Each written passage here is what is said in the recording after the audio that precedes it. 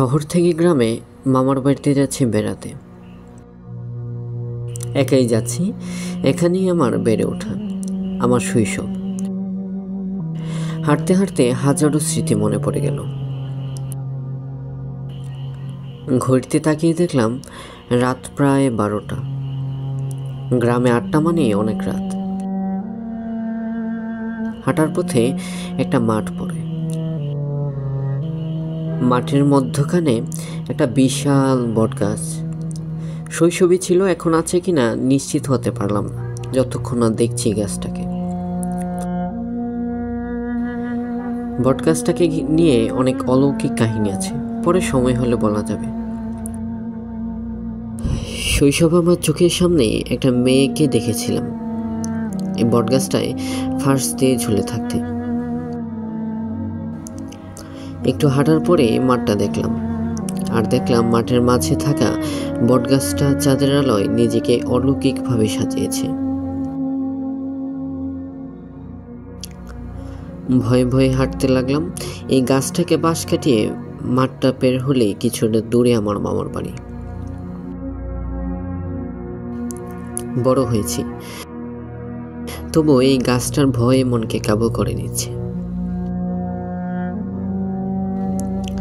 20 মিনিটের রাস্তা, প্রায় 1 ঘন্টা হাঁটার পর বুঝলাম আমি ঘোরের মধ্যে আছি। রাস্তা বারবার এই বটগাছটাকে গন্তব্য করে দিচ্ছে। ক্লান্ত হয়ে বটগাছটার সামনে বিশ্রাম নেওয়ার জন্য দাঁড়িয়েছি। হঠাৎ মনে হলো কোনো মেয়ে গুনগুনিয়ে গান গাইছে। আবার মনে হলো মেয়েটা কান্না শুরু করেছে। কান্নার শব্দে কান শ্রবণ শক্তি হারানোর আয়োজন করছে। হৃদয় বিদারক সেই অশরীরীর কান্না। আমি জিজ্ঞেস করলাম,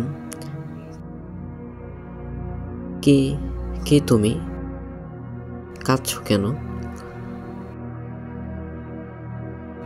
কোনো উত্তর পেলাম না।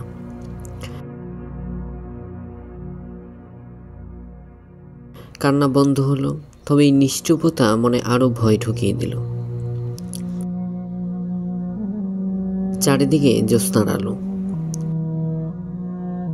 পুরো মাঠটা জনশূন্য। হঠাৎ একটা কাক ডাকার আওয়াজ পেলাম। বুঝলাম এই বিশাল মাঠে আমি আর এই অশরীরীর ছায়া হয়ে দাঁড়িয়ে থাকা বটগাছটা ছাড়া আর কেউ নেই। কিছুক্ষণ পর শুনলাম ভোরের আজান দিচ্ছে। আজানের কিছুক্ষণ আগে শুনলাম একটা মেয়ে বলল, অতিথি হয়ে এসেছিস বলে ছাড় পেয়ে গেলি। বুঝলাম বেঁচে গেছি।